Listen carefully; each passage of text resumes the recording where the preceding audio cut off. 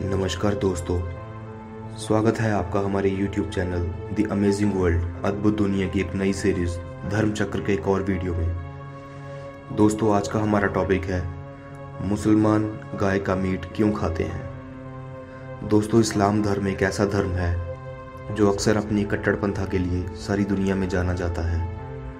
इस्लाम धर्म की जो एक सबसे बड़ी बात बाकी धर्मों को गलत लगती है वो ये है कि मुसलमान गाय का मीट क्यों खाते हैं। यही बात एक हिंदू भाई ने एक लाइव कॉन्सर्ट के दौरान मुस्लिम धर्म के एक बहुत बड़े प्रवक्ता डॉक्टर जाकिर नाइक से पूछी। तो उस पर डॉक्टर जाकिर नाइक ने उनसे कहा that a Muslim can be a good Muslim even after being a pure vegetarian, यानी एक मुसलमान अच्छा मुसलमान बनकर रह सकता है शुद्ध शाकाहारी रहने के बाद भी। लेकिन कुरान में लिखा है कि आप 4 पायों वाले जानवर यानी कि कैटल्स का गोश्त खा सकते हैं। डॉक्टर जाकिर नाइक ने यह भी कहा कि इंसान मीट खाने के लिए ही बना गया है।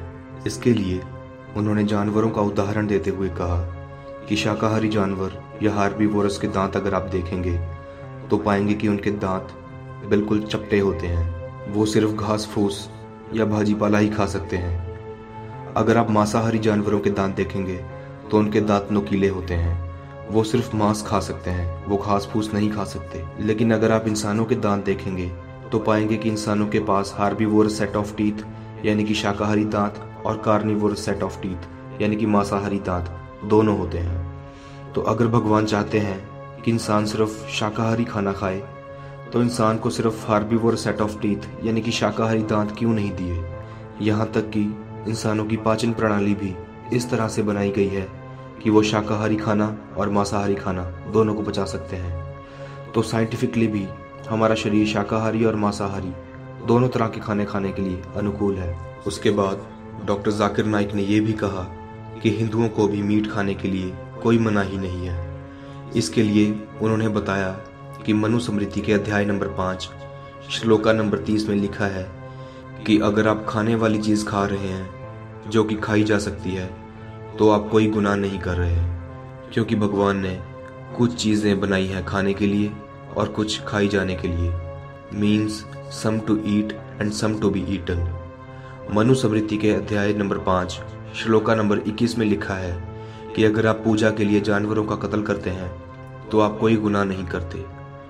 मनुस्मृति के अध्याय नंबर 5 और श्लोका नंबर 39 और 40 में लिखा है कि ईश्वर ने कुछ जानवरों को बनाया है सैक्रिफाइस के लिए, इसलिए किलिंग एनिमल्स फॉर सैक्रिफाइस पाप नहीं कहलाता। यानी कि पूजा पाठ के दौरान जानवरों को बलिदान के लिए मारना कोई पाप नहीं है। उसके बाद अगर आप महाभारत का रुख करेंगे तो महाभारत के अनुशासन पर्व में अध्याय नंबर 88 में युधिष्ठिर, जो कि पांडवों का सबसे बड़ा भाई है, भीष्म से पूछता है कि हम यज्ञों में ऐसा क्या खाना दें कि हमारे परदादा खुश रहें। तो भीष्म कहता है कि अगर हम यज्ञों में चावल बार्ली या सिर्फ भाजी पाला देंगे तो हमारे परदादा 1 महीने के लिए संतुष्ट रहेंगे।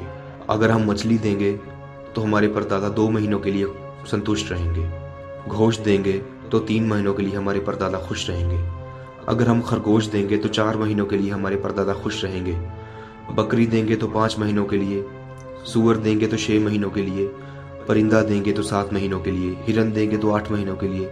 इसी तरह अगर हम अपने यज्ञों में गाय देंगे तो हमारे परदादा पूरे 1 साल के लिए संतुष्ट रहेंगे। अगर बफेलो देंगे तो 12 साल के लिए, और अगर हम लाल गोश्त देंगे तो हमेशा के लिए हमारे परदादा खुश रहेंगे और संतुष्ट रहेंगे। डॉक्टर जाकिर नाइक ने बताया कि इसी तरह महाभारत में पूरा मेन्यू दिया गया है। यहाँ तक कि वेदों में भी लिखा है कि संत और साधु भी गोश्त खाते थे। लेकिन कुछ लोग अहिंसा में भरोसा रखते हैं। वो मानते हैं कि जानवरों में जान होती है, इसलिए उन्हें मारना बिल्कुल गलत है। लेकिन ऐसे तो पेड़ पौधों में भी जान होती है, तो क्या पेड़ पौधों को नहीं खाना चाहिए? तो क्या शाकाहारी खाना खाना हराम है? अगर आप कहेंगे कि पेड़ पौधों में दर्द नहीं होता और जानवरों में दर्द होता है तो आप साइंटिफिक तौर पे देखें। साइंस कहती है कि पेड़ पौधों को भी दर्द होता है, लेकिन उनके दर्द की आवाज़ हम सुन नहीं पाते, क्योंकि इंसान सिर्फ 20,000 साइल्स फ्रीक्वेंसी में ही सुन सकते हैं।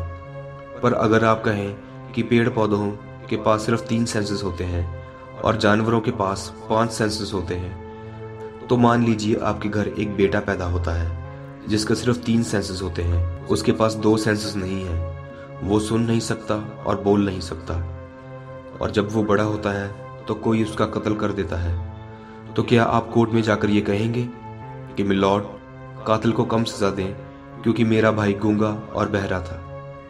जी नहीं, आप तो कहेंगे कि जज साहब, इस कातिल को डबल सजा दो क्योंकि मेरा भाई मासूम था, वो बोल नहीं सकता था और सुन नहीं सकता था।